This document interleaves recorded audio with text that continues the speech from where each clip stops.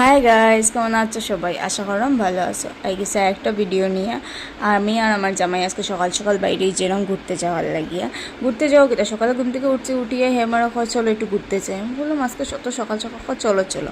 তো আজকে হচ্ছে 15 আগস্ট, ইন্ডিপেন্ডেন্স ডে। তো হ্যাপি ইন্ডিপেন্ডেন্স ডে।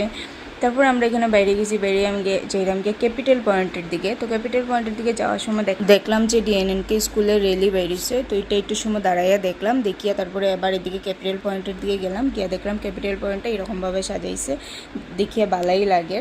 ক্যাপিটাল পয়েন্টটা একটু ঘুরিয়ে তারপরে আমি আবার চাইলাম গিয়া দেবদূতের দিকে। তো দেবদূতের দিকে যেতে যেতে দেখলাম যে কত দোকানপাটের মধ্যে ফ্ল্যাগ লিয়া বইছে, খুব সুন্দর লাগে দেখিয়া। তো ওইগুলো দেখতে দেখতে গেলাম একটু প্রেমতলার সামনে, এখানে লই লইলাম ডাইলপুরি।